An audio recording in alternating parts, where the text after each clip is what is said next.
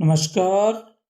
आज हम पढ़ेंगे सृजन पाठ्य पुस्तक कक्षा 12 अनिवार्य हिंदी का पहला पाठ संत वाणी, जिसके अंतर्गत कबीरदास हम पहले पढ़ चुके हैं।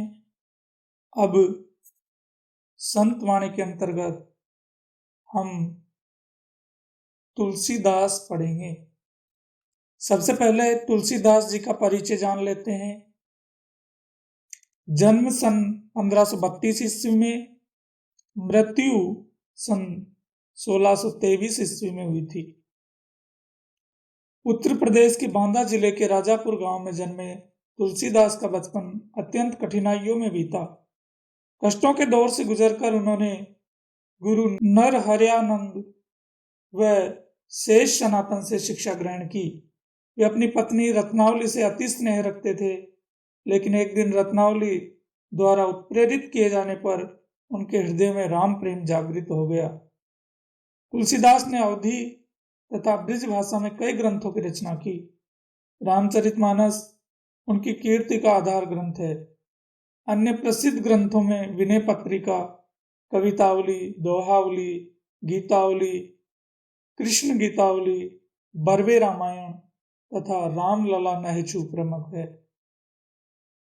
तुलसी के काव्य में समन्वय की भावना सर्वोपरि है। उन्होंने अपनी रचनाओं के माध्यम से आदर्श समाज की जो कल्पना प्रस्तुत की है, वह कभी अप्रासंगिक नहीं हो सकती। तुलसी का काव्य भारतीय समाज का आदर्श पथ प्रदर्शक है। पुस्तक में संग्रहित तुलसी के दोहे मानवता की सीख देते हैं। काम, क्रोध आदि दुर्गुणों से दूर रहना चाहिए। मानव जीवन की सार्थकता परमार्थ में है। मनुष्य अच्छी संगत से अच्छा व बुरे संगत से बुरा बन जाता है। सबसे हिलमिल कर चलना चाहिए। वक्त प्रतिकूल हो तो मौन रहना श्रेष्ठकर है। बुरे समय में धीरज, धर्म, विवेक, साहित्य, साहस, सत्यव्रत व परमात्मा में भरोसा रखना चाहिए। इस भावार्थ वाले दोहे इस पाठ के अंतर्गत हम पढ़ेंगे, जो मानवीय जीवन के लिए भी बहुत महत्वपूर्ण है। ये मानवता की सीख देने वाले दोहे हैं।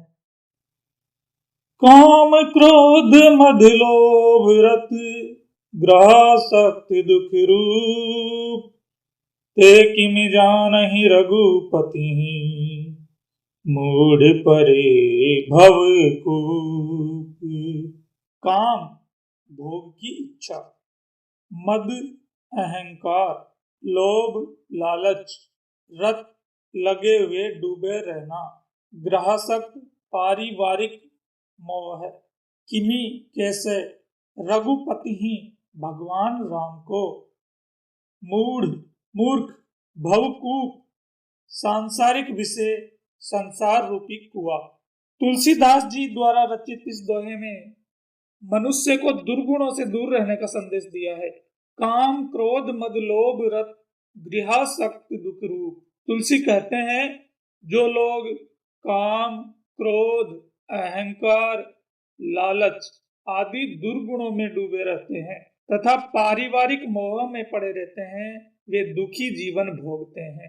ते किमि जानहि रघुपति, मूढ़ परे भवकूप। वे प्रभु श्री राम की महिमा और कृपा से अपरिचित रहते हुए मूर्ख लोग संसार रूपी कुएं में पड़े हैं। अर्थात दुर्गुणों से मनुष्य सांसारिक विषयों में फंसकर अपना पूरा जीवन व्यर्थ कर लेते हैं।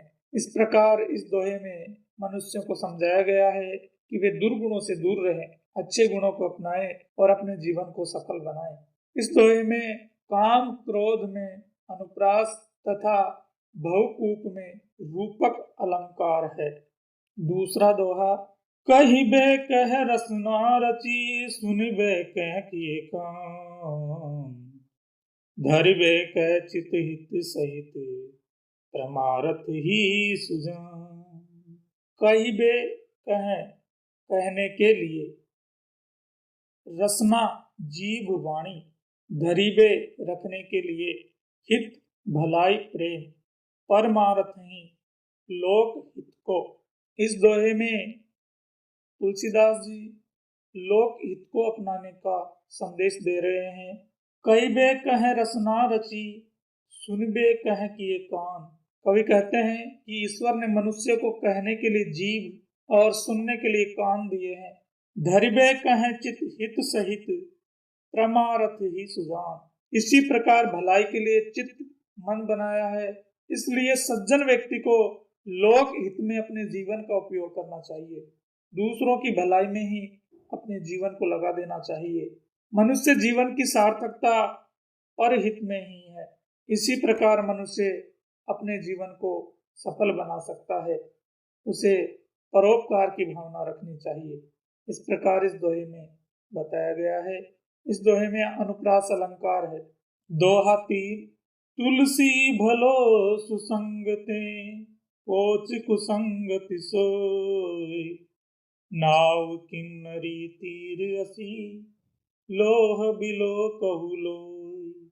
भला अच्छा, कोच बुरा, सुसंग सत्संग, सोई वही, नाव नौका, किन्नरी एक प्रकार की वीणा, तीर बाण, असी तलवार, लोह लोहा, बिलो कहू देखो, लोई नेत्र। तुलसीदास जी ने इस दोहे में सत्संगति की महिमा बताई गई है। तुलसी भलो सुसंगते, कोच कुसंगति सोई। तुलसीदास कहते हैं कि मनुष्य अच्छी संगति में रहने पर श्रेष्ठ बनता है, वही मनुष्य बुरी संगत में रहने पर दुष्ट बनता है। यानी कि जैसी संगति मनुष्य करता है उसी प्रकार के गुण उसमें आ जाते हैं। बुरे व्यक्तियों के साथ में रहने पर वह बुरा हो जाता है और अच्छी संगति अच्छे लोगों के साथ रहने से वही व्यक्ति अच्छा भी हो जाता है। एक उदाहरण के माध्यम से तुलसीदास जी ने समझाया है। नाव किन्नरी तीर असी, लोह बिलो कहु लोई। जिस प्रकार नाव और किन्नरी वीणा में लोहा अच्छा लगता है, लेकिन वही लोहा बाण और तलवार में प्रयुक्त होने पर निंदनीय हो जाता है। यह सत्संगति और कुसंगति का एक परिणाम है। नाव लोगों को पार लगाती है और वीणा अच्छा संगीत सुनाती है, इसलिए वहां पर लोहा अति प्रिय है। लेकिन तीर और तलवार दोनों ही मनुष्य को नुकसान पहुंचाते हैं, इसलिए उनको निंदनीय माना गया है। राम कृपा तुलसी सुलभ, गंग सुसंग समान। जो जल परई जो जन मिलई, की जय आप समान। सुलभ सहज ही प्राप्त, गंग गंगा, आप समान अपने समान। तुलसीदास जी ने इस दोहे में सत्संगति व ईश्वर कृपा का महत्व बताया गया है कि किस प्रकार से सत्संगत में रहने से व्यक्ति अच्छा बन जाता है और उसे ईश्वर कृपा प्राप्त होती है।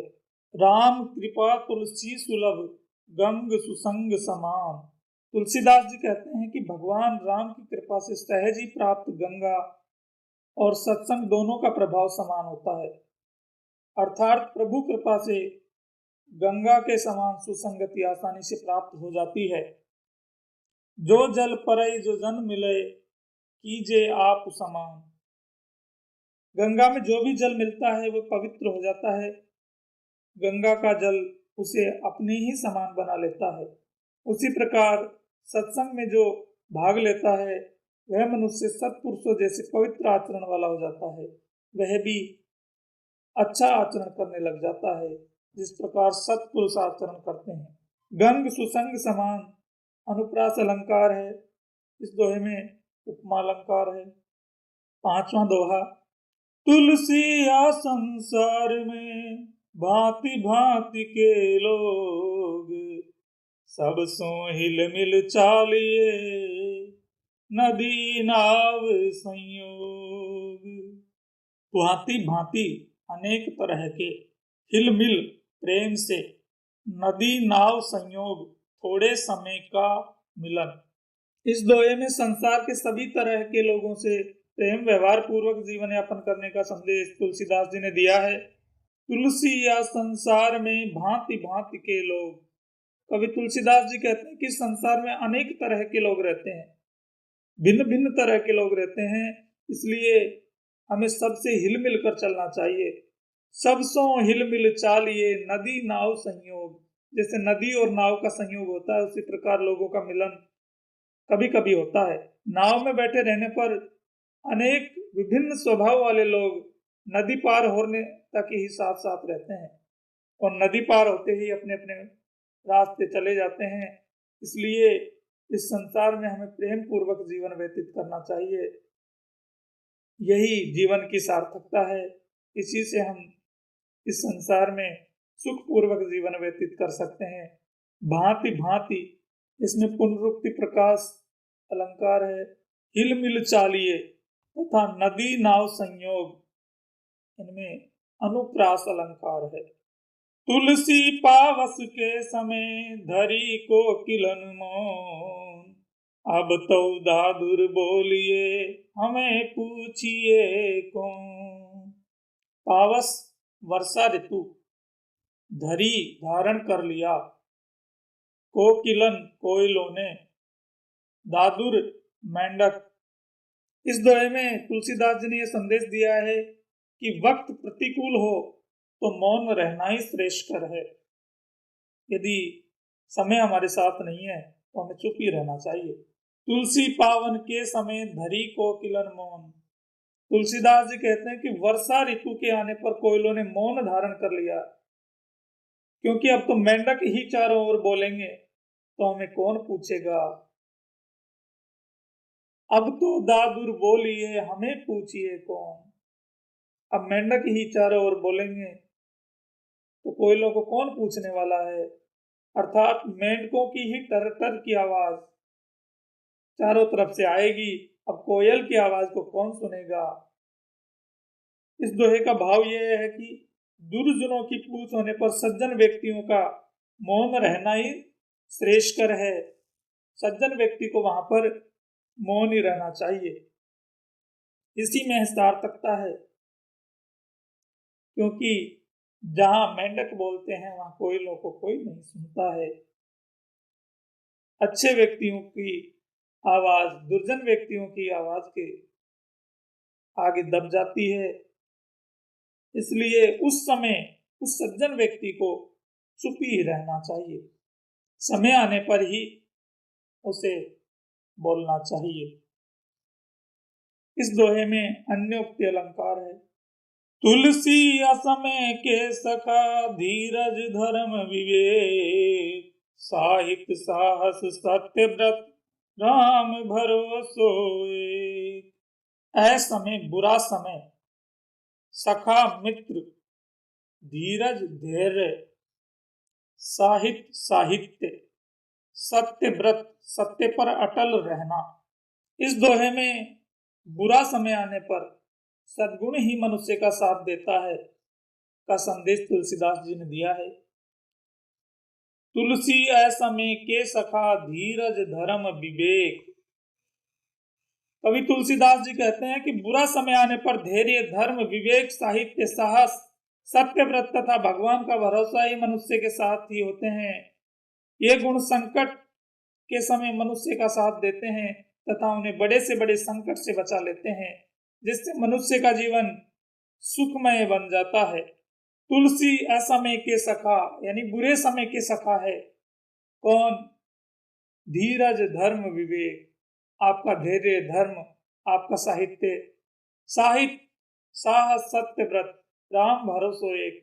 आपका साहित्य साथ देगा, साहस सत्य व्रत और भगवान का भरोसा आपका अंत तक साथ देगा। इसलिए इन पर हमें आज समय भरोसा बनाए रखने चाहिए। यही हमारे सच्चे मित्र है। धीरज धर्म तथा साहित्य साहस सत्य व्रत में अनुप्रास अलंकार है।